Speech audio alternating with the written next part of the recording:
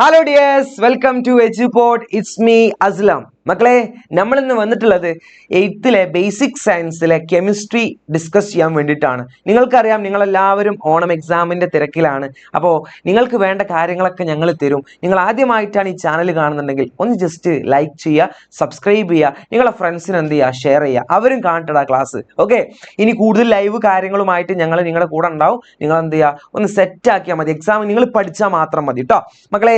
അപ്പോൾ ആദ്യം നമുക്ക് നോക്കാം ആൻസർ. നമുക്ക് ഇതിൻ്റെ ഓരോ കാര്യങ്ങൾ ആൻസേഴ്സ് അടക്കം ഞാൻ പറഞ്ഞു പോവാണ്. നന്നായിട്ടൊന്ന് ശ്രദ്ധിച്ചിരുന്നാൽ മാത്രം മതി. ക്ലിയർ അല്ലേടാ മക്കളെ? നിങ്ങളുടെ ബേസിക് സയൻസിൽ 3 എക്സാം ആണ് ഒരു ദിവസം ഉണ്ടാവുക. 3 എക്സാം ഏതൊക്കെയാടാ? Physics, chemistry, biology. അതിൽ നമ്മൾ കെമിസ്ട്രിക്ക് ടൈം നന്നായി യൂട്ടിലൈസ് ചെയ്യുക. 20 മാർക്കിനാണ് നിങ്ങൾക്കറിയാം മക്കളെ. അപ്പോൾ നമുക്ക് പോവാം. അപ്പോൾ അപ്ഡേറ്റ്സ് ആയിട്ടുള്ള ന്യൂ ക്വസ്റ്റ്യൻസുകളാണ് നമ്മൾ പറയുന്നത്. നന്നായി ശ്രദ്ധിക്കും മക്കളെ. നോക്കുക, ആദ്യം നമുക്ക് ചെയ്യാനുള്ളതാ മാച്ച് ദ ഫോളോയിങ് ആണ്. എന്താ മാച്ച് ദ ഫോളോയിങ് നമുക്ക് നോക്കാം. അത് നിങ്ങൾക്ക് മുന്നേ ചെയ്ത് ശീലിച്ചതാണ്, പക്ഷേ ഈ ഒരു ക്വസ്റ്റ്യൻ കുറച്ചൊരു മാറ്റമുണ്ട്. നിങ്ങൾക്ക് നോക്കുക മക്കളെ, മാച്ച് ദ ഫോളോയിങ് പറയുമ്പോൾ നമുക്ക് ഇങ്ങനെ ആരോ ഇട്ട് കൊടുത്താൽ മാത്രം പോരാ. അതിൻ്റെ കറക്റ്റ് മാച്ച് ചെയ്തിട്ട് ABCD എങ്ങനെയൊക്കെയാടാ? ABCD ഇതിൽ ഏതാണ് നമ്മൾ സെലക്ട് ചെയ്യണം. ഓക്കെ, അപ്പൊ എൻ്റെ മക്കൾ നന്നായി ശ്രദ്ധിക്കുമല്ലോ. അപ്പൊ ഇവിടെ തന്നത് എന്താടാ? എലമെന്റ് തന്നിട്ടുണ്ട്, സിമ്പിൾ തന്നിട്ടുണ്ട്. അപ്പൊ ഈ എലമെന്റ് എന്ന് പറയുമ്പോൾ ഒരു മൂലകം തന്നിട്ടുണ്ട്, അതിന്റെ പ്രതീകം തന്നിട്ടുണ്ട്. അപ്പൊ ആ മൂലകം പ്രതീകത്തിന്റെ സിമ്പിളാണ് പറഞ്ഞത്. അപ്പൊ ഇവിടെ തന്നത് എന്താടാ? സോഡിയം. ആരാടാ? സോഡിയം. സോഡിയത്തിന് മക്കളെ, സോഡിയം എന്ന് കേൾക്കുമ്പോൾ നിങ്ങൾ മനസ്സിൽ വരിക, സോഡിയം എന്ന് പറയുമ്പോൾ SO എന്നല്ല, സോഡിയത്തിന്റെ ലാറ്റിൻ നാമമാണ്. ലാറ്റിൻ ഭാഷ നിങ്ങൾ പഠിച്ചിട്ടുണ്ടോ? ലാറ്റിൻ നെയിം മക്കളെ. സോഡിയത്തിന്റെ ലാറ്റിൻ നെയിം എന്ന് പറയുമ്പോൾ നേട്രിയം ആണ്. നേട്രിയത്തിന്റെ സിമ്പിൾ എന്താടാ? ആണ്. എന്താണ്? അപ്പൊ സോഡിയത്തിന്റെ സിമ്പിൾ കിട്ടിയില്ലടാ? നേട്രിയം എന്നാണ്. ഇനി കാൽഷ്യത്തിന്റെ ഫസ്റ്റ് ലെറ്റർ എന്താടാ? ഫസ്റ്റ് C, സെക്കൻഡ് ലെറ്റർ എന്താടാ? A. അപ്പൊ CA, കാൽഷ്യം. ഓക്കെ, ഇതാ കാൽഷ്യം. ക്ലിയർ അല്ലേ? ഇനി മൂന്നാമത്തത് പൊട്ടാസ്യം. പൊട്ടാസ്യം എന്ന് പറയുമ്പോൾ K ആണ്. അഥവാ പൊട്ടാസ്യം എന്ന് പറയുമ്പോൾ PT എന്നൊന്നും വിചാരിക്കരുത്. അതിന്റെ ലാറ്റിൻ നാമമാണ്. പൊട്ടാസ്യത്തിന്റെ സിമ്പിൾ K ആണ് കേട്ടോ. നിങ്ങൾ പഠിച്ചിട്ടുണ്ടോ? ഇനിയാടാ അടുത്ത കോപ്പർ. കോപ്പർ എന്ന് പറയുമ്പോൾ നിങ്ങൾ CO എന്ന് കരുതരുത്. കോപ്പർ എന്ന് പറയുമ്പോൾ CU ആടാ. CU ഇതാ കിടക്കണം. CU അതിന്റെ ലാറ്റിൻ നാമാണ് കേട്ടോ. CU. ക്ലിയർ അല്ലേ? അപ്പൊ ഒന്ന് പറഞ്ഞേ, ഒന്നാമത്തത് സോഡിയം ആണ്. സോഡിയത്തിന്റെ സിമ്പിൾ എന്നൊക്കെ കിട്ടി. അപ്പോൾ ഈ ഒന്നാമത്തത് എയ്ക്കാ പോയി നിൽക്കുന്നത്. സോഡിയം എന്ന് പറയുമ്പോൾ മൂന്നാമത്തേക്കല്ലേ? അപ്പോൾ മൂന്നാമത്തെ എന്താ? ഇത് A, ഇത് B, ഇത് C, ഇത് D. അതിൽ ഒന്ന് ഇല്ലാടാ. ഒന്ന് സിക്കല്ലേ പോയത്? ഇതാ കിടക്കണ C. ഒന്നില് C അല്ലേ?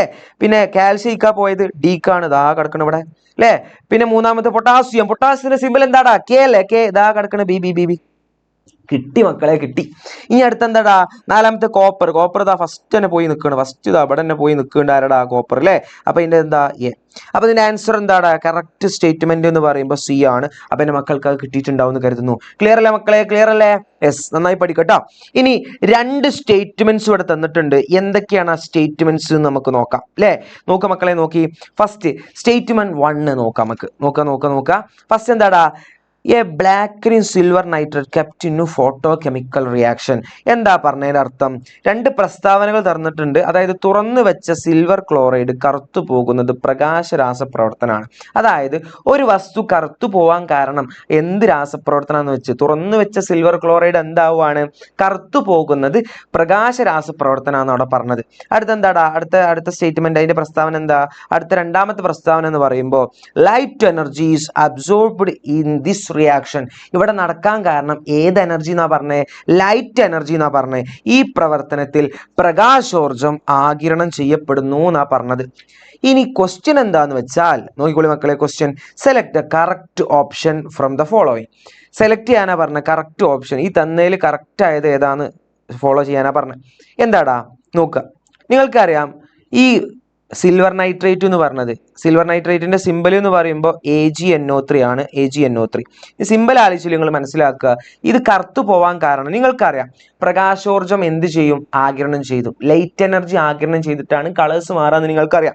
ഇവിടെ എന്താടാ? സിൽവർ നൈട്രേറ്റ് എന്തായിട്ട് പോയിട്ടുണ്ട്? ബ്ലാക്ക് കളർ ആയിട്ടുണ്ട്. നിങ്ങൾക്കറിയാം, അത് ബ്ലാക്ക് കളർ ആയിട്ടുണ്ടെങ്കിൽ അത് എന്ത് എനർജി ആഗിരണം ചെയ്തുകൊണ്ടാ? എന്ത് എനർജി അബ്സോർബ് ചെയ്തുകൊണ്ടാ? Light energy. അപ്പോൾ ഈ രണ്ട് സ്റ്റേറ്റ്മെന്റ് എന്താണ്? കറക്റ്റ് ആണ്. മലയാളി മക്കളെ ഒന്ന് നോക്കിയേ, ഇവിടെ എന്താണ്?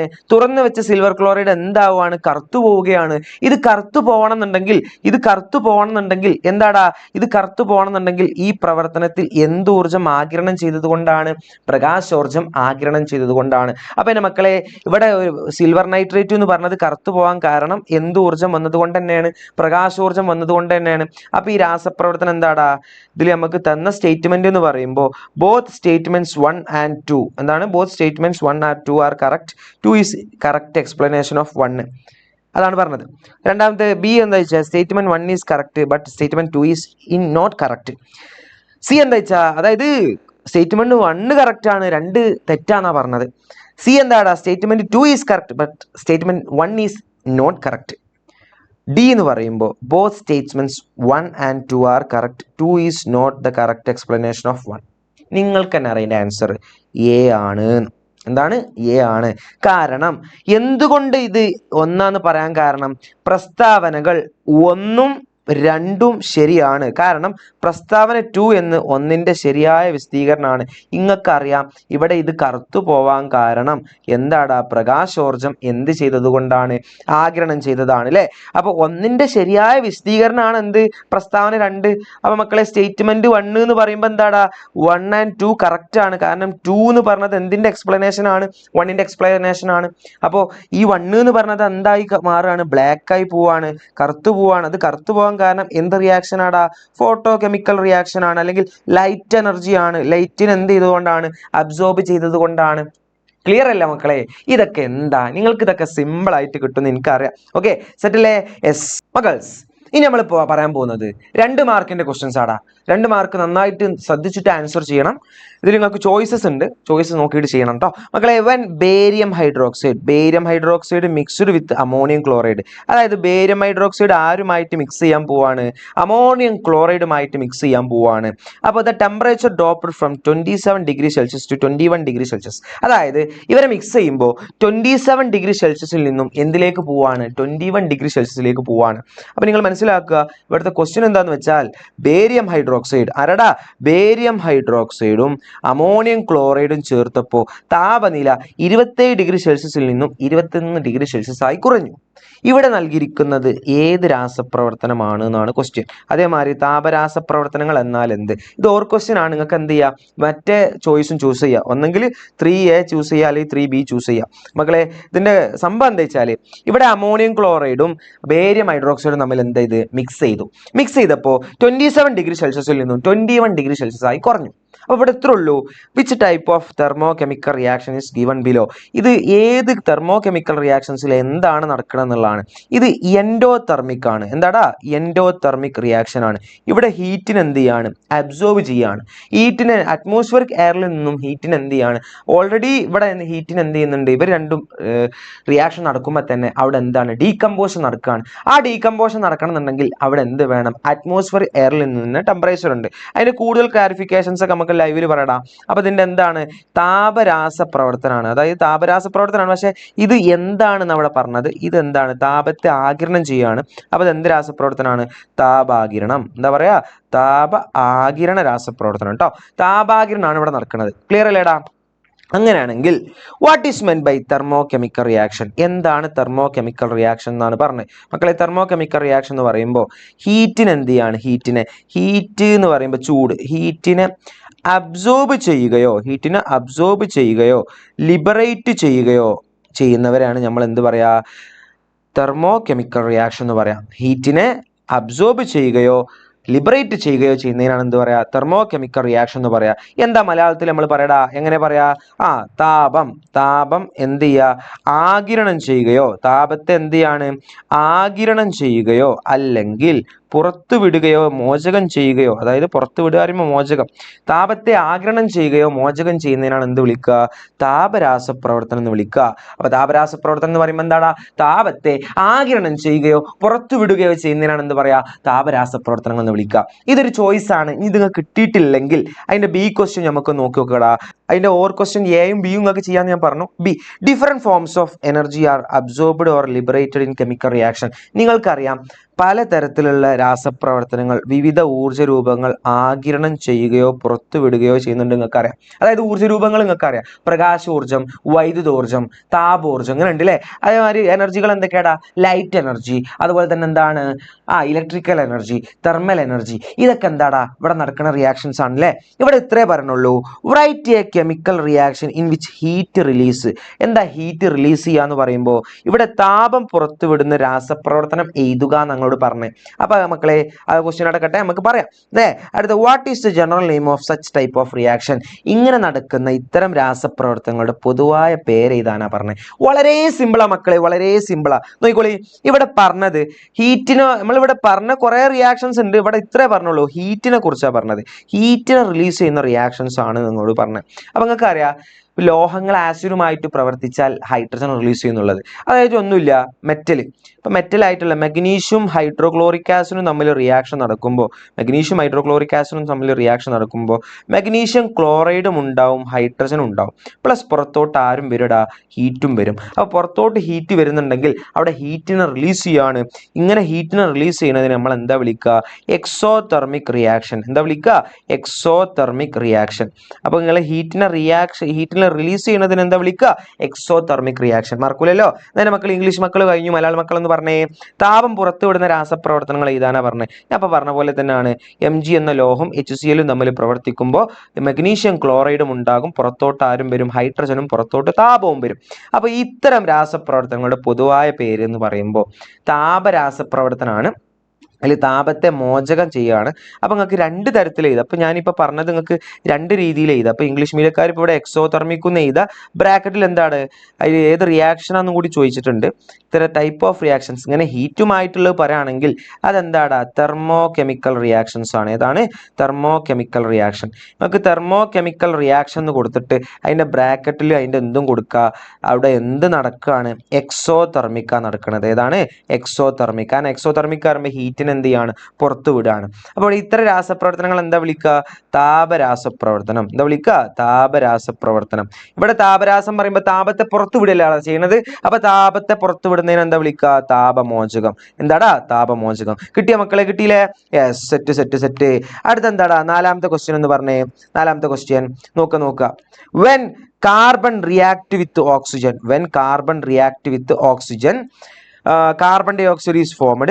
What are the reactant and product in the reaction? Write the chemical equation in the reaction. വളരെ സിമ്പിൾ ആടാ. ഇവിടെ എന്താ പറഞ്ഞത്? കാർബൺ ആരുമായിട്ടാണ്? ഓക്സിജനുമായിട്ട് കൂടി ചേർന്നാൽ, കാർബൺ ഓക്സിജനുമായി പ്രവർത്തിക്കുമ്പോൾ കാർബൺ ഡൈ ഓക്സൈഡ് ഉണ്ടാവുന്നു എന്നാ പറഞ്ഞത്. ഈ രാസപ്രവർത്തനത്തിലെ അഭികാരകങ്ങളും ഉൽപ്പന്നങ്ങളും എഴുതാനാ പറഞ്ഞത്. ഈ രാസപ്രവർത്തനത്തിന്റെ സമവാക്യം എഴുതാനും പറഞ്ഞിട്ടുണ്ട്. മക്കളെ വളരെ സിമ്പിൾ ആണ്. ഇവിടെ കാർബൺ അല്ലേ പറഞ്ഞത്? സി പ്ലസ് ആരുമായിട്ടാണ് കൂടിച്ചേരുന്നത്? ഓക്സിജൻ. അപ്പോൾ O2. അപ്പോൾ C+O2. അപ്പോൾ എന്താ കിട്ടുക? കാർബൺ ഡൈ ഓക്സൈഡ് കിട്ടും. കാർബൺ ഡൈ ഓക്സൈഡിന്റെ സിമ്പിൾ എന്താ? CO2. വളരെ സിമ്പിൾ അല്ലടാ. അപ്പോൾ ഈ write the chemical equation for the reaction ഞാൻ എഴുതി. ഇതിൽ റിയാക്ടന്റ് ഏതാ, പ്രൊഡക്റ്റ് ഏതാന്ന് ചോദിച്ചിട്ടുണ്ട്. മക്കളെ ഇതിൽ റിയാക്ടന്റ് ഏതാ? C+O2. ഇവരാണ് പങ്കെടുക്കുന്നവരെ നമ്മൾ എന്താ വിളിക്കടാ? അഭികാരങ്ങൾ എന്ന് വിളിക്കും. എന്താ വിളിക്കുക? അഭികാരകം. അപ്പൊ C+O2 എന്ന് പറയുമ്പോൾ അഭികാരകം. എന്താ വിളിക്കുക? അഭികാരകം. ഇംഗ്ലീഷ് മീഡിയക്കാരൻ എന്താ പറയാ? റിയാക്ടൻസ് എന്ന് വിളിക്കും അല്ലെ. എന്നാ CO2 എന്ന് പറഞ്ഞ എന്താടാ? CO2 എന്ന് പറഞ്ഞത് അത് ഇതിന്റെ ഫലമായി ഉണ്ടായതാ. അപ്പൊ ഇതിനെന്താ നമ്മൾ വിളിക്കുക? ഉൽപ്പന്നം. എന്താ വിളിക്കുക? ഉൽപ്പന്നം. ഉൽപ്പന്നം എന്ന് പറയുമ്പോൾ എന്താടാ? പ്രൊഡക്റ്റ് കേട്ടോ. സെറ്റ് അല്ലേടാ? യെസ്, സെറ്റാക്ക. ഇനി മക്കളെ അടുത്ത ക്വസ്റ്റ്യൻ പെട്ടെന്ന് നോക്കണേ. ഇതൊക്കെ വളരെ സിമ്പിൾ. ഇനി കൂടുതൽ ലൈവ് കാര്യങ്ങളൊക്കെ ഞങ്ങൾ വരും, അപ്പൊ സെറ്റ് ആക്കട്ടോ. അടുത്ത്, when a gas is cooled particle come closer and attraction between particles increases then gas changes to liquid. അതായത് ഇവിടെ ഗ്യാസ് എന്തായിട്ട് മാറുകയാണെടാ? ലിക്വിഡായിട്ട് മാറുകയാണ്. അതായത് ഗ്യാസിനെ കൂളാക്കിയാൽ അത് വളരെ എന്ത് ചെയ്യുന്നു? അത് നന്നായിട്ട് ക്ലോസ് ചെയ്യുന്നു, അടുത്തടുത്ത് ചെയ്യുന്നു. ഇങ്ങനെ അട്രാക്ഷൻ എന്താവുന്നു? ഇൻക്രീസ് ചെയ്യുന്നു. ഇവിടെ ഗ്യാസ് എന്താവാണ്? ലിക്വിഡായിട്ട് മാറുകയാണ്. അതായത് ഇത്ര ഉള്ളൂ. ഒരു വാതകം എന്താടാ? ഒരു വാതകം തണുപ്പിക്കുമ്പോൾ അതിലെ കണികകൾ അടുത്തു വരികയും കണികൾ തമ്മിലുള്ള ആകർഷണ ബലം വർദ്ധിച്ച് വാതകം എന്തായിട്ട് മാറുക എന്നാ പറഞ്ഞത്? ദ്രാവകം. നിങ്ങൾ മനസ്സിലാക്കണ്ടേ, ഇവിടെ വാതകം തിരിച്ചെന്താവുകയാണ്? ദ്രാവകമായിട്ട് മാറുകയാണ്. അപ്പോൾ ഇവിടെ എന്ത് ചേഞ്ച് ആണ്? What is change of state? Change of state എന്ന് പറയുമ്പോൾ എന്താടാ? ഒരവസ്ഥയിൽ നിന്നും മറ്റൊരവസ്ഥയ്ക്ക് മാറുകയാണ്. അതായത് എന്താണ്? ഒരവസ്ഥയിൽ നിന്ന് മറ്റൊരവസ്ഥയ്ക്ക് മാറുക എന്ന് പറയുമ്പോൾ അതിനാണ് എന്ത് വിളിക്കുക? ചേഞ്ച് ഓഫ് സ്റ്റേറ്റ് എന്ന് വിളിക്കുക കേട്ടോ. ഇന്ന state change changes another state. ഒരു സ്റ്റേറ്റിൽ നിന്ന് എന്ത് ചെയ്യുക, മറ്റൊരു സ്റ്റേറ്റിലേക്ക് മാറുകയാണ്. ഇപ്പം നിങ്ങൾക്കറിയാം, നിങ്ങൾ പഠിച്ചിട്ടുണ്ടാവും, സോളിഡ് എന്താവും, ലിക്വിഡ് ആവും, ലിക്വിഡ് എന്താവും, ഗ്യാസ് ആവും. ഇതെന്താണ് ചേഞ്ച് ഓഫ് സ്റ്റേറ്റ് ആണ്. ഇവിടെ എത്ര നടന്നിട്ടുള്ളൂ, ഇവിടെ ഗ്യാസ് എന്തായി മാറി, ലിക്വിഡായി തിരിച്ചു മാറി. അപ്പോൾ ഇതെന്താണ്, ചേഞ്ച് ഓഫ് സ്റ്റേറ്റ് ആണ്. അതായത് ഖരം ദ്രാവകമാവും. അതായത് ഇത്ര ഉള്ളൂ, ഖരം എന്തായിട്ട് മാറും, ദ്രാവകമായിട്ട് മാറും. ദ്രാവകം എന്തായിട്ട് മാറും, വാതകമായിട്ട് മാറും. ഇതിനാണ് നമ്മൾ എന്ത് വിളിക്കുക, അവസ്ഥാ പരിവർത്തനം. അപ്പോൾ എന്താണ് അവസ്ഥാ പരിവർത്തനം എന്ന് പറയുമ്പോൾ, ഒരവസ്ഥയിൽ നിന്നും മറ്റൊരവസ്ഥയ്ക്ക് മാറുന്നതിനാണ് എന്ത് വിളിക്കുക, അവസ്ഥാ പരിവർത്തനം എന്ന് വിളിക്കുന്നത് അല്ലേ. യെസ് മക്കളെ, which form of energy associated with this change, ഏത് എനർജിയാണ് ഇവിടെ അസോസിയേറ്റ് ചെയ്തത് എന്നുള്ളതാണ് മക്കളെ. ഇത്ര ഉള്ളൂ. ഇവിടെ എനർജി മാറാൻ കാരണം മറ്റാരുമല്ല, ഹീറ്റ് എനർജിയാണ്. ഏത് എനർജിയാണ്, ഹീറ്റ് എനർജി. ഹീറ്റ് എനർജി എന്ന് പറയുമ്പോൾ എന്താണ്, താപോർജം. താപോർജം. ഒന്നുമില്ല, ഇവിടെ എന്താണ്, താപം കൂട്ടിയാൽ ഖരം എന്താവും, ദ്രാവകമാവും. ദ്രാവകം എന്താവും, വാതകമാവും. എന്നാ താപം കുറച്ചാലോ, വാതകം ദ്രാവകമാവും, ദ്രാവകം എന്താവും, ഖരാവും.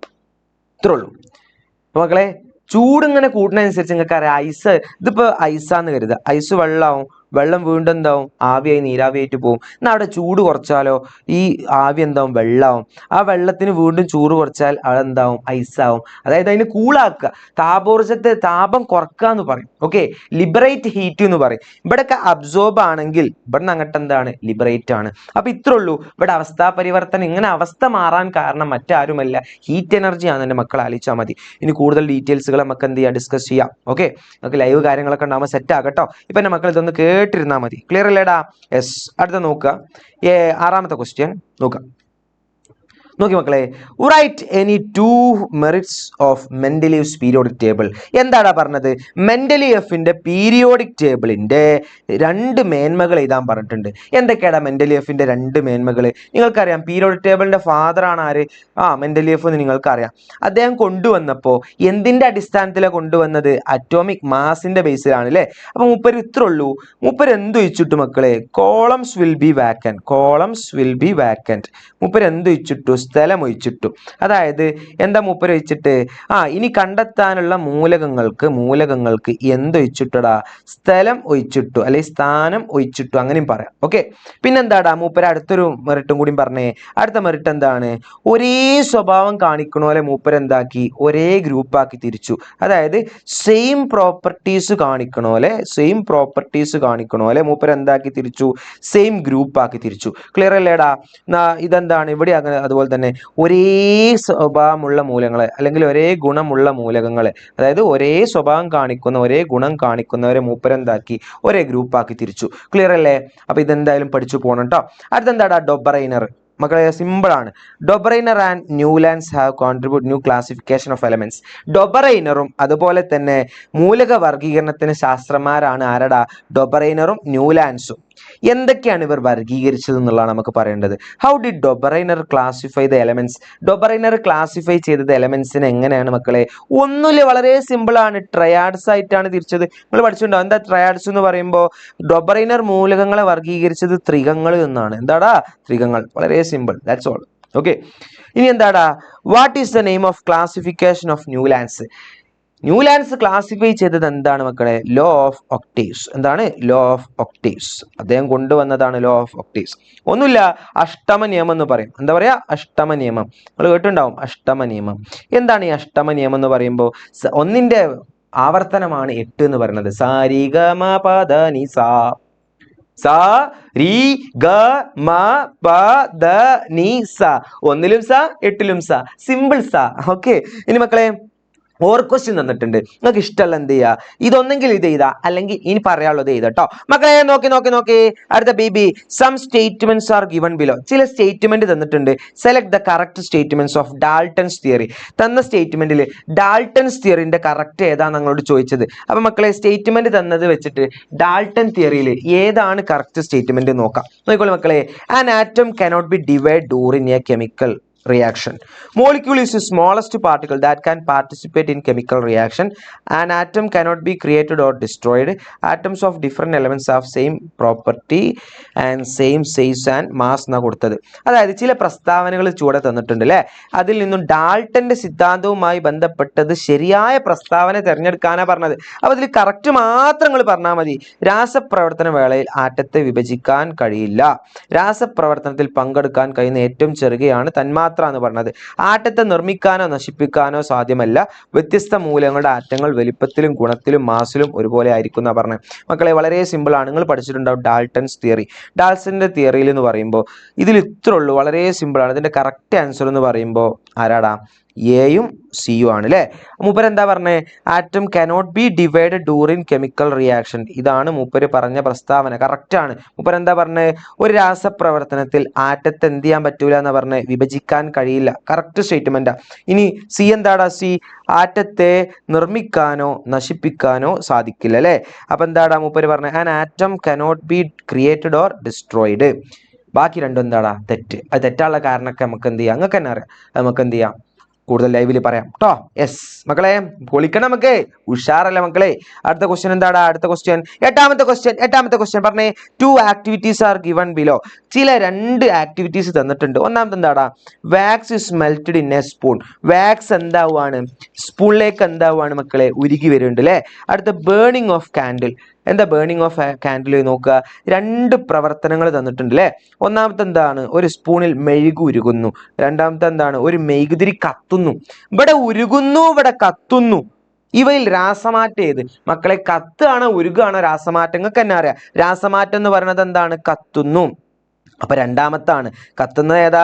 രണ്ടാമത്തെ അല്ലേ. അപ്പൊ മെയ്ക്ക് കത്തുന്ന ആളാടാ ഇവയിൽ രാസമാറ്റം. ഈ രാസമാറ്റം പറയാൻ കാരണം എന്ത്? ഇവിടെ രാസമാറ്റം എന്ന് പറയാൻ കാരണം ഇവ എന്താടാ? മെഴുകുതിരി കത്തുമ്പോൾ അവിടെ എന്താ സംഭവിക്കുക? മെഴുകുതിരി കത്തുമ്പോൾ അവിടെ പുതിയ പദാർത്ഥങ്ങൾ ഉണ്ടാവുന്നുണ്ട്. പുതിയ സംയുക്തങ്ങൾ അല്ലെങ്കിൽ പുതിയ പദാർത്ഥങ്ങൾ ഉണ്ടാവുന്നുണ്ട്.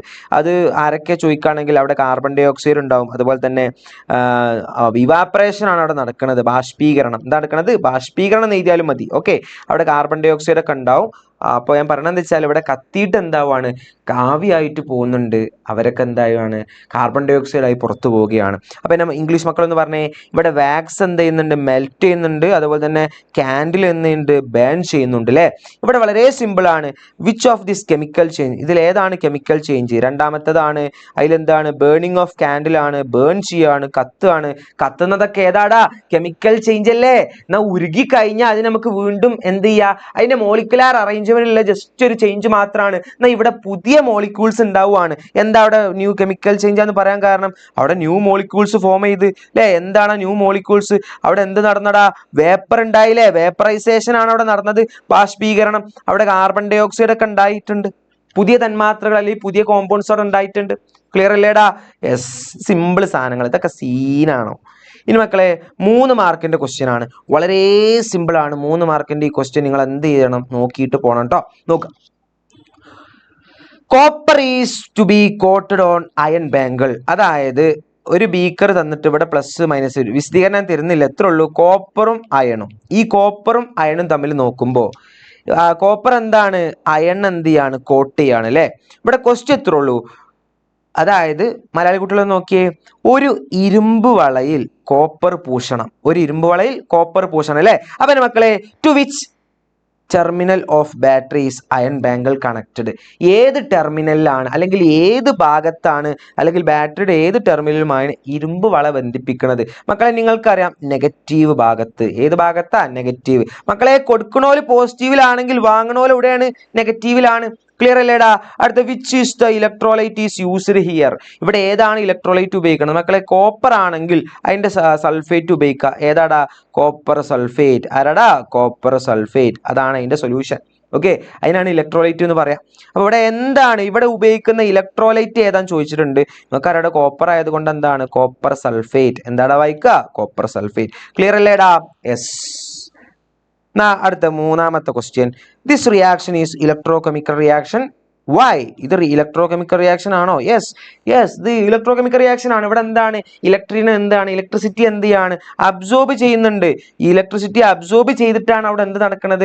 ഇലക്ട്രോളിസിസ് നടക്കുന്നത്. അപ്പൊ ഇതൊരു ഇലക്ട്രോകെമിക്കൽ റിയാക്ഷൻ ആണ്. ഇവിടെ ചോദിച്ചത് എന്താണ്? ഇത് വൈദ്യുതരാസ പ്രവർത്തനമാണ്.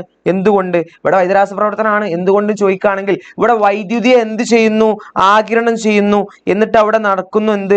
വൈദ്യുത വിശ്ലേഷണം. ക്ലിയർ അല്ലേടാ? യെസ്, പഠിച്ചു പോട്ടോ. ഇനി മക്കളെ 10ാമത്തെ question. Hydrogen chloride molecules contains one hydrogen atom and one chlorine atom. What is the chemical formula of hydrogen chlorine molecule? മക്കളെ ഇത്രേ ഉള്ളൂ.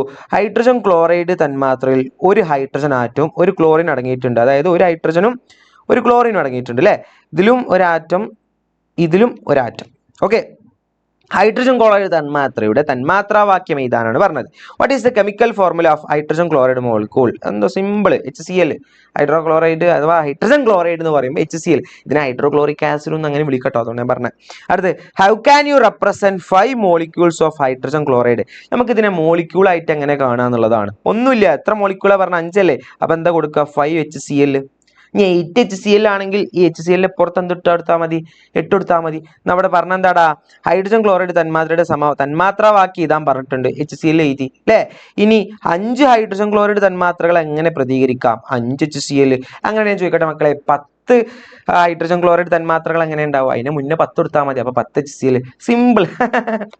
അടുത്ത മക്കളെ, what is the total number of atoms contain 5 molecules of hydrogen chloride? നിങ്ങളുടെ 5 മോളിക്യൂൾസിൽ അങ്ങനെ total number of atom കാണാനാ പറഞ്ഞത്. ഒന്നുമില്ലടാ, 5 HCl അല്ലേ മക്കളെ? നിങ്ങൾക്ക് അറിയാം Hൻ്റെത് 1 ക്ലോറിൻ്റെതും 1. ഇവിടെ 5 കൊടുത്താൽ ഈ 5ഉം Hനും കിട്ടും, Clനും കിട്ടും. അപ്പൊ അതെന്താടാ? 5 H ഉണ്ട്, 5 Cl ഉണ്ട്. അപ്പൊ ടോട്ടൽ എത്ര ഉണ്ടാവുക? 10 ആണ് ഉണ്ടാവുക കേട്ടോ. എത്ര ഉണ്ടാവുക? 10 മോളിക്യൂൾസ് ആണ് ഉണ്ടാവുക. ഇനി ഇത് ഇങ്ങനെ പഠിക്കാനല്ലെങ്കിൽ ഞാൻ വേറെ ട്രിക്ക് പറഞ്ഞുതരാം. 5 HCl അല്ലേ? നിങ്ങൾക്കറിയാം H 1, Cl 1. 1 + 1 എത്ര? 2. ഇപ്പുറത്ത് എന്താ ഉള്ളടാ? ഇപ്പുറത്ത് എന്താ ഉള്ളത്? 5 അല്ലേ? അപ്പൊ നോക്കി, ഇത് അവിടെ 5 ഉണ്ട്. അപ്പൊ 5 × 2 എത്രടാ? 10. അങ്ങനെ ഇത് കാണാം, 2 രീതി കാണാം കേട്ടോ. അപ്പൊ ഇവിടെ പറഞ്ഞെന്താ? ഒന്നുമില്ല, അപ്പൊ ഞാൻ പറഞ്ഞ തന്നെ. മലയാളി കുട്ടികളായിക്കോട്ടെ, ഇംഗ്ലീഷ് കുട്ടികളായിക്കോട്ടെ, ഇത് സിമ്പിൾ അല്ലേ? 5 HCl എത്ര തന്മാത്ര അടങ്ങിയിട്ടുണ്ട് എന്നാ ചോദിച്ചത്. അപ്പൊ 5 HCl എത്ര തന്മാത്ര ഉണ്ടാ? HCl എന്ന് പറയുമ്പോൾ Hൽ ഒരു തന്മാത്ര ഉണ്ടാവും, Cl ഒരു തന്മാത്ര ഉണ്ടാവും അല്ലെ? Cl ഒരു തന്മാത്ര. അപ്പൊ ഒരു തന്മാത്ര Hൻ്റെതും ഒരു തന്മാത്ര ആരുതാടാ? Clൻ്റെതും. അപ്പൊ 1 + 1 എത്രടാ? പറഞ്ഞോളി 2. അപ്പൊ 5 ഇവിടെ 5 കൊടുത്തത്. അപ്പൊ അതേ ഇൻറ്റു ആ 2. 5 × 2 എത്ര? 10. അങ്ങനെ ചെയ്യാം. അതല്ല, ഈ 5 HCl എന്ന് പറയുമ്പോൾ എൻ്റെ മക്കൾ മനസ്സിലാക്കുക, ഈ 5 Hനും കിട്ടും, Clനും കിട്ടും. അപ്പൊ എത്ര H ഉണ്ട് ഇവിടെ? 5. എത്ര Cl ഉണ്ട് ഇവിടെ? 5. 5 + 5 എത്ര? 10. അങ്ങനെയും കണക്കാക്കാം. നമുക്ക് 2 രീതിയിൽ എന്ത് ചെയ്യാ? കണക്കാക്കട്ടോ. സെറ്റ് അല്ലേടാ? സെറ്റ്. ഇനി ഇത് നിങ്ങൾക്ക് കിട്ടണില്ല എന്ന് കരുതുക. അടുത്ത ക്വസ്റ്റ്യൻ എന്താ? കട്ടക്കണതാ ക്വസ്റ്റ്യൻ മക്കളെ. അടുത്ത ക്വസ്റ്റ്യൻ ഇതുപോലെ തന്നെയാണ്, നമുക്കും ചെയ്ത് നോക്കല്ലേ. പറഞ്ഞോളേ ക്വസ്റ്റ്യൻ എന്താണ്? ഇത്രയുള്ളൂ. In 1 molecule of sulfuric acid, 2 hydrogen atoms, 1 sulfur atom and 4 oxygen atom are present. അതായത് ഒരു സൾഫ്യൂരിക് ആസിഡ് പറഞ്ഞത് അതിൽ 2 ഹൈഡ്രജൻ ഉണ്ട്, അപ്പൊ H2. പിന്നെ ആരാ പറഞ്ഞത്? 1 സൾഫർ, അപ്പൊ S. പിന്നെ 4 ഓക്സിജൻ, അപ്പൊ O4, അപ്പൊ H2SO4. ഓക്കെ, അപ്പൊ എൻ്റെ മക്കളെന്ന് പറഞ്ഞേ, സൾഫ്യൂരിക് ആസിഡിന്റെ ഒരു തന്മാത്രയിൽ 2 ഹൈഡ്രജൻ ആയിക്കോട്ടെ, 2 ഹൈഡ്രജൻ, ഒരു ആറ്റങ്ങളും അഥവാ ഒരു സൾഫർ ആറ്റവും ആയിക്കോട്ടെ S, 4 ഓക്സിജൻ ആറ്റങ്ങളും ആയിക്കോട്ടെ O4, H2SO4. ക്ലിയർ അല്ലേ മക്കളെ? ഇനി ചോദിച്ച ചോദ്യം ഇതാണ്, right the chemical formula of the molecule of sulphuric acid. കിട്ടിയില്ലേ? ഇതാ അവിടെ കൊടുത്തന്നെ H2SO4. എന്താണ് തന്നത്? സൾഫ്യൂരിക് ആസിഡിന്റെ ഒരു തന്മാത്രാ രാസസൂത്രം എഴുതുക. H2SO4 നാം എഴുതിട്ടുങ്ക, ഇതൊക്കെ മുന്നാടിയേ എഴുതിട്ടുങ്ക. സിമ്പിൾ ഇതാ. അടുത്ത്, how will you represent 10 molecules of sulphuric acid? എങ്ങനെയാണ് നമ്മൾ 10 മോളിക്യൂൾസ് സൾഫ്യൂരിക് ആസിഡിനെ റെപ്രസെന്റ് ചെയ്യാം? 10 മോളിക്യൂൾസ് കാണാൻ അതിന്റെ പുറത്ത് എന്തിട്ടാ മതി? 10 ഇട്ടാ മതി. അപ്പൊ 10 H2SO4. ഇതൊക്കെ സിമ്പിൾ സാധനം. അങ്ങനെ മക്കളെ ഞാൻ ചോദിക്കട്ടെ, ഇവിടെ 10ന് പകരം 5 ആണെങ്കിലോ? അപ്പൊ എന്താ കൊടുത്താൽ മതി? H2SO4ന്റെ മുന്നേ എന്തിട്ടാ മതി? 5 കൊടുത്താൽ മതി. സിമ്പിൾ സാധനം. ഇവിടെ ചോദിച്ചത്രേ ഉള്ളൂ, 10 H2SO4 ഇതാനാ പറഞ്ഞത്. അപ്പൊ ഇവിടെ തന്ന ചോദ്യം എന്താടാ? സൾഫ്യൂരിക് ആസിഡിൽ 10 തന്മാത്രകൾ എങ്ങനെ പ്രതികരിക്കാം? 10 H2SO4. നോക്കാം അടുത്ത ക്വസ്റ്റ്യൻ, ലാസ്റ്റ് ക്വസ്റ്റ്യൻ മക്കളെ. ഇതോടുകൂടി നിങ്ങൾക്ക് കംപ്ലീറ്റ് ആകാൻ പോവാണ്. Find the total number of atoms of the 10 molecules of sulphuric acid. ഇത്രേ ഉള്ളൂ. 10 സൾഫ്യൂരിക് ആസിഡ് തന്മാത്രയുള്ള ആകെ ആറ്റങ്ങളുടെ എണ്ണം കണക്കാക്കാനാണ് പറഞ്ഞത്. അപ്പൊ ടോട്ടൽ ആറ്റം കാണാൻ സിമ്പിൾ അല്ലേ? നമുക്ക് ചെയ്ത് നോക്കാം അല്ലേ? എന്നാ പറഞ്ഞോളി മക്കളെ. 10H2SO4 അല്ലേ? വളരെ സിമ്പിളാ അല്ലേ? ഇവിടെ ഹൈഡ്രജൻ എത്ര ഉണ്ടാ? 2. സൾഫർ എത്ര ഉണ്ട്? 1. ഓക്സിജൻ എത്ര ഉണ്ട്? 4. ടോട്ടൽ ഒന്ന് കൂട്ടിയടാ. 4 + 1 5. 5 + 2 എത്രടാ? 7. ഓക്കെ. പക്ഷെ ഇവിടെ 10 തന്നിട്ടുണ്ട്. അപ്പൊ 10 × A. 10 × A എത്രടാ? 10 × A എത്ര? 70. എത്രയാണ്? 70. 70. കിട്ടിയില്ലടാ? തന്നെ മക്കളൊന്ന് പറഞ്ഞേ. ഒന്നുകൂടി ഒന്ന് പറഞ്ഞേ. 10H2SO4 ആണെങ്കിൽ ഹൈഡ്രജൻ 2, സൾഫർ 1, ഓക്സിജൻ 4. ടോട്ടൽ കൂട്ടുമ്പോൾ എത്രയുടെ ആറ്റം? 7. പക്ഷെ അവിടെ 10 തന്നുകൊണ്ട് 10 × A. 10 × A എത്ര? 70. ഓക്കെ, സെറ്റല്ലേ മക്കളെ? യെസ്. ഞാൻ ചോദിക്കട്ടെ, ഈ ക്വസ്റ്റ്യൻ എങ്ങനെയാണെങ്കിലോ വെറുതെ നിങ്ങൾക്കൊന്ന് ചെയ്യാൻ 2H2SO4 ആണെങ്കിലോടാ, 2H2SO4 ആണെങ്കിൽ പറഞ്ഞോളി, ഹൈഡ്രജൻ 2, സൾഫർ 1, ഓക്സിജൻ 4. അപ്പോൾ ടോട്ടൽ കൂട്ടുമ്പോൾ എത്ര? 7. അപ്പോൾ നമ്മുടെ 2 അല്ലേ? അപ്പോൾ A × 2 എത്ര? A × 2 എത്ര? 14. സിമ്പിൾ സാധനം.